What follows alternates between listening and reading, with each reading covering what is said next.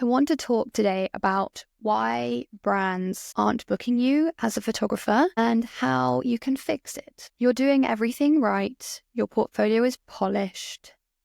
Your website is live, and you're even sending out pictures, which is amazing, but no one's booking you. It's frustrating, it's confusing, and it makes you wonder, is it me? Am I the problem? Am I the exception to the rule? I see so many talented photographers struggling and getting frustrated with this exact issue. And I know how discouraging it can feel when nothing feels like it's working. You're putting in so much effort and you're literally getting nothing back. But here's the thing, it's not actually about effort, it's about strategy. So today we're going to talk exactly about why brands might not be chomping at the bit to book you and what you can do to fix it. So first of all, it might be that your portfolio is genuinely just too general or too trendy. Your portfolio is supposed to be your most powerful tool. It's literally the foundation of you getting booked for shoots by brands. If it is not built strategically, it will not work. It could actually have the opposite effect. So here's what could be happening. Brands are landing on your website, they're looking around, they're looking at all your work, and then they are clicking away. Why? Why are they leaving? Why are they not biting? Why are they not interested? It's probably because something in your portfolio made them feel uncertain. And if there's any doubt in their mind that you are the right fit for them, they don't take that risk. One of the biggest mistakes I see photographers making is having portfolios that are too general. Maybe you're showing a little bit of everything. You're doing some portraits, you're doing some weddings, you're doing some fashion, you're doing a little bit of editorial, you're doing some e-com, you're doing some lookbooks. Everything just looks like it's a bit of a mess.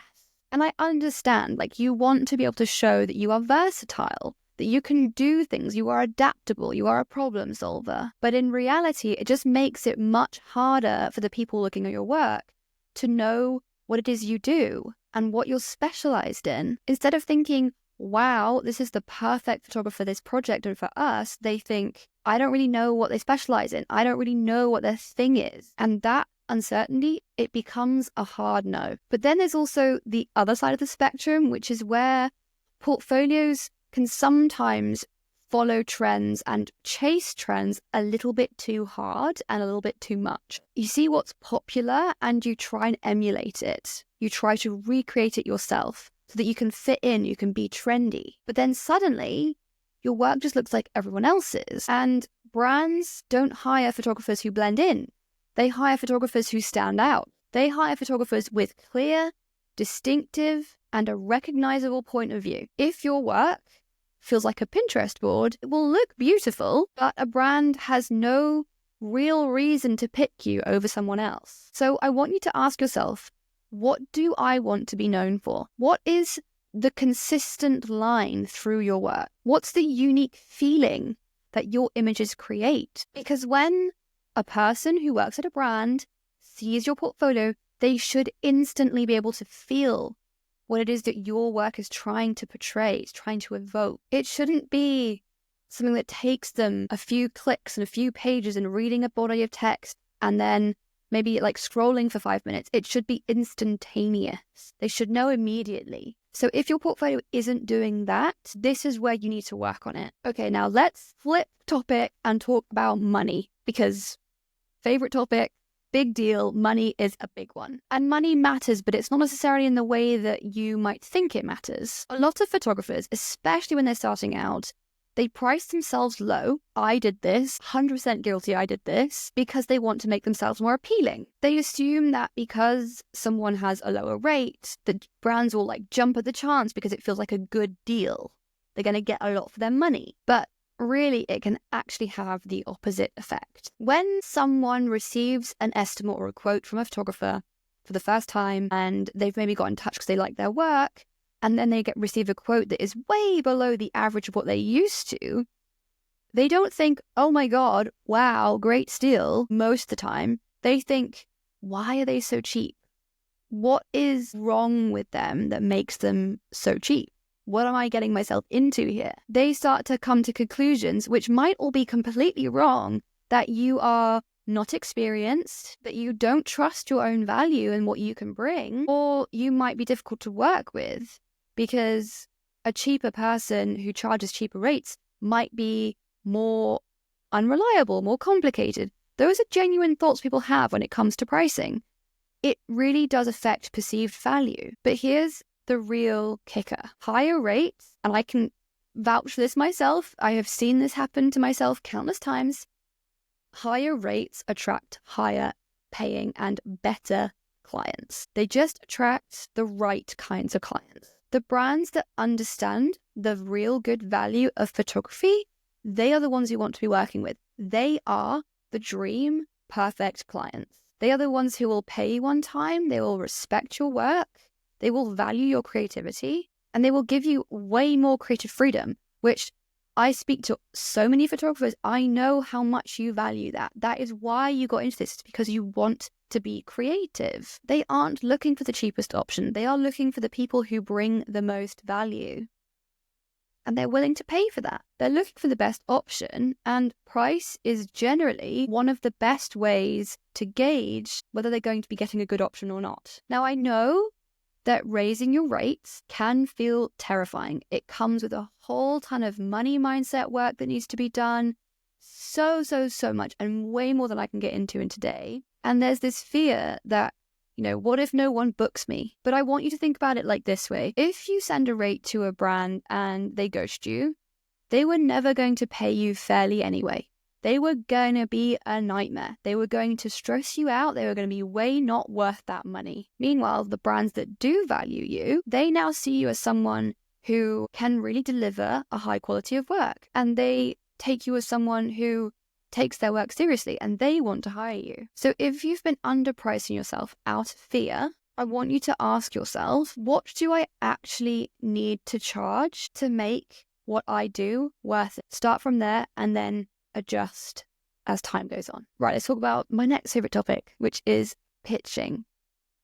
Pitching is one of the most misunderstood marketing topics that there is. And that is because most photographers either completely avoid doing it, or they go kind of way too hard the other way. And this is what I mean. Some photographers don't pitch at all. They literally never send an email because they're terrified. They wait for clients to find them, to discover them on Instagram, to hear about them through word of mouth. Maybe they post on Instagram or they update their website, and they just hope that the right person will magically land in their inbox. But the truth is, if you are not actively reaching out to people, you're missing out on work. I don't care what anyone says, you are missing out on work if you are not actively reaching out to people. The photographers who are getting booked, they are the ones doing the outreach. They are the ones putting themselves out there and getting themselves in front of their dream clients. They're making sure that the people who work for the brands they want to work with know they exist. That's at its very core, that they know that you exist. But on the flip side, I do also see photographers who go down the overly polished, robotic, ineffective pitches. They sometimes spend hours crafting the perfect email in inverted commas. They overthink every word. They try to sound very professional. They worry about doing the wrong thing or saying the wrong thing. And so in the process, their email just loses all personality. It just becomes like a copy-paste ChatGPT script of just nothing. But the thing is, brands do not hire emails. They hire people. And pitching isn't a job application. It is very different from writing a cover letter. It is the start of a relationship. It is you reaching out and building a relationship with someone. So it should feel natural. It should feel confident. And it should feel focused on the brand's needs and what they get from you, not what you get from them. So important.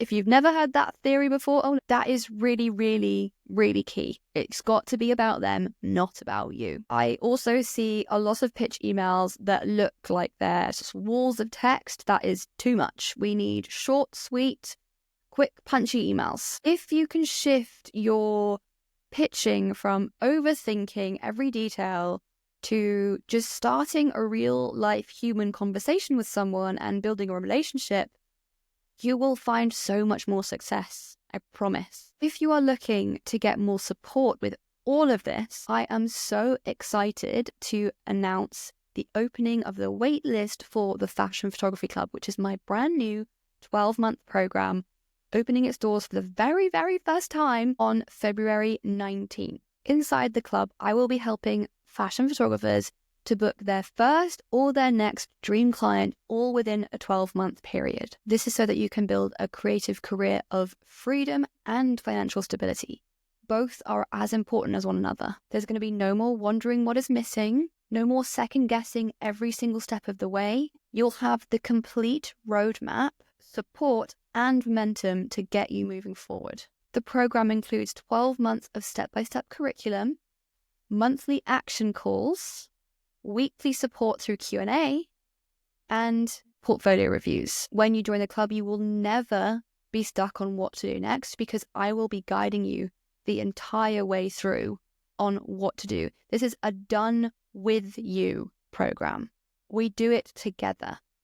The investment is going to be £1,200 plus VAT all in one go if you want to pay in full, or you can join on a monthly payment plan where you pay £100 plus VAT per month over 12 months and get to enjoy everything part of the club without the big overhead right at the beginning. If you're not already on the wait list, make sure you sign up. There is a special bonus if you join up between the week of the 19th of February and the 26th of February. And if you have any questions about the club, I would love to hear from you.